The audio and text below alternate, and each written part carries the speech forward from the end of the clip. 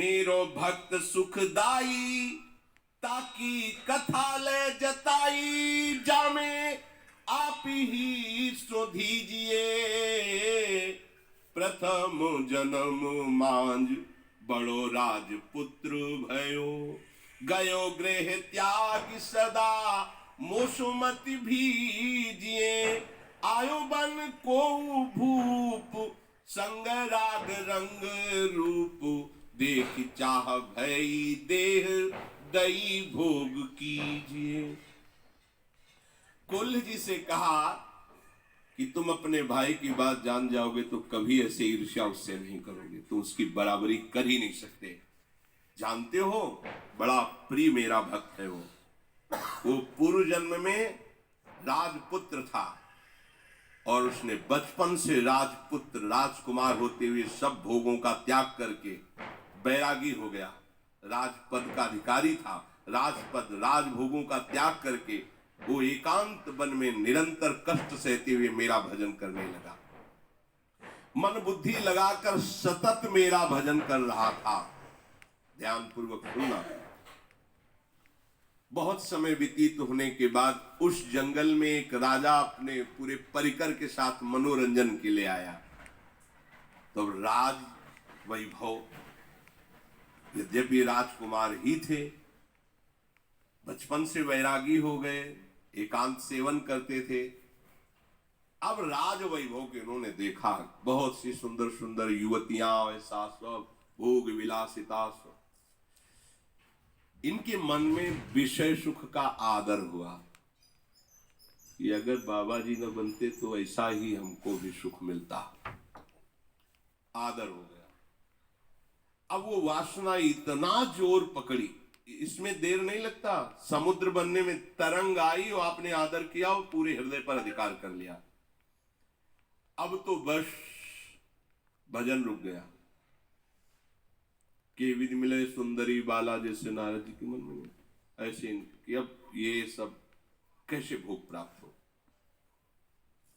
संसारी सुख भोगने की प्रबल लालसा हो गई और उसी को लालसा को लिए हुए शरीर छूटा।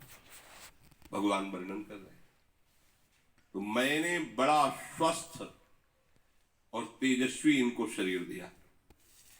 भोगो विषय, लो मालिक है हमारे। तुम्हारा मन हुआ, तुम्हारी वासना जागृत हुई और राजा के राजकुमार से मित्रता कराई और जन्म दिया ऐसे महाभागवत के घर में। कुल्ह जी के भाई बने आके। देखो कैसा विधान, कैसा कवच है भक्ति का, वासना है तो संग राजकुमार का। वैसे ही जो भोग देखे थे वही भोग राजकुमार के साथ खूब भोगो, खाओ पियो दुनिया का।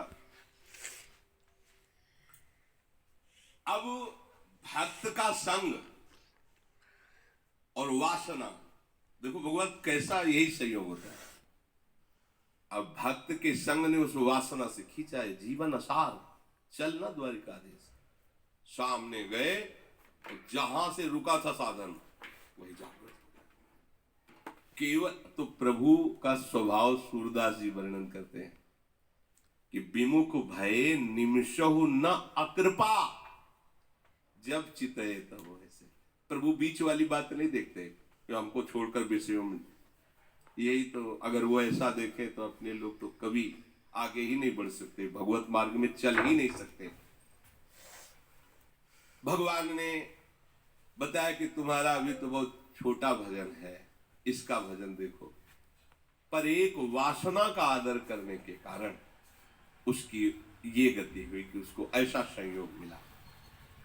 विषयी जनों को विषय भोगते देखकर या विषयी पुरुषों की बात सुनकर विषय भोगने की इच्छा प्रकट होती ही है।